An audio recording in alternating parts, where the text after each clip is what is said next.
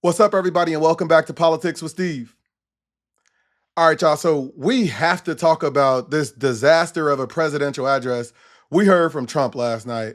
And specifically, I want to talk about like these egregious lies about the economy.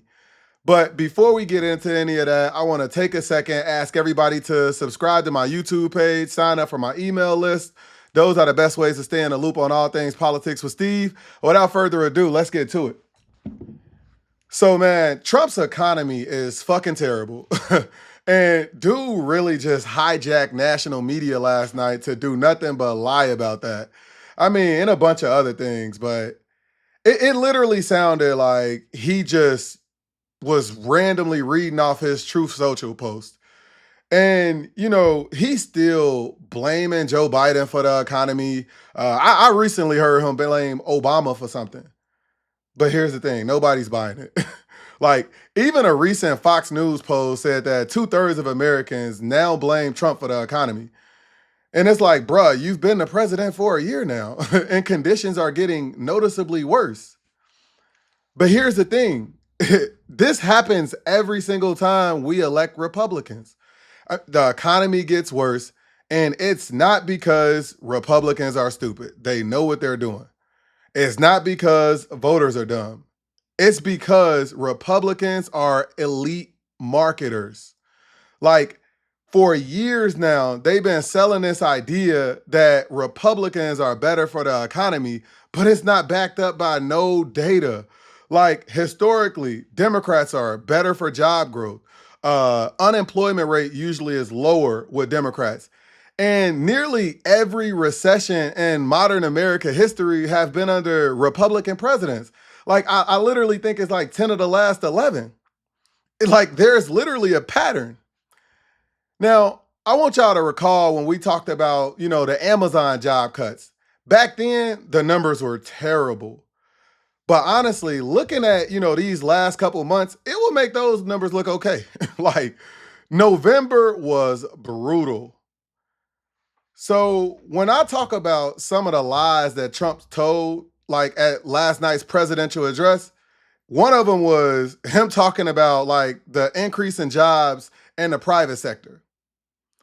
In November, the US private sector lost 32,000 jobs. Now, economists thought that we was going to gain about 40,000 jobs. Instead, we went backwards.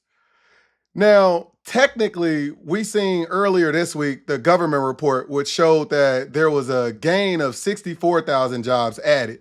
But here's the thing, those were mostly government jobs. Trump was up there talking last night about like how he didn't want to see growth in government jobs. He wanted it in the private sector. Well, his private sector jobs for November was terrible. Private companies are cutting unemployment. It's now at 4.6%. That is a 4-year high. And it's hitting young people the hardest.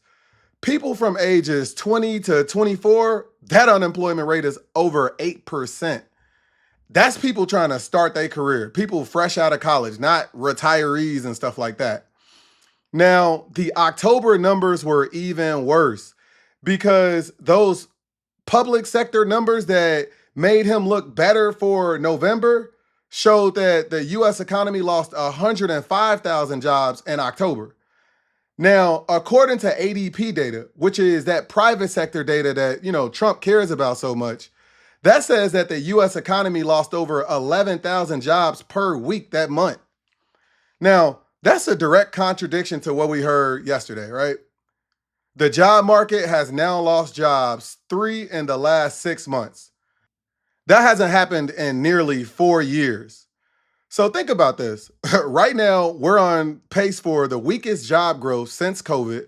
And if we want to exclude COVID, we got to go back 16 years to find job growth this week.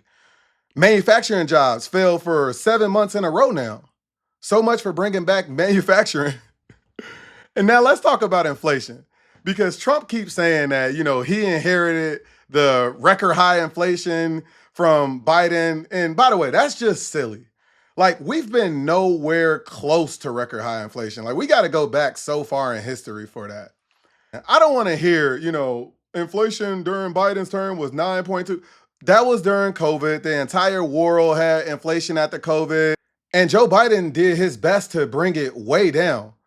So the question is, what direction are we heading in now? Because again, we lost jobs in 3 of the last 6 months, and unemployment is at a 4-year high, and manufacturing has been shrinking for 7 straight months.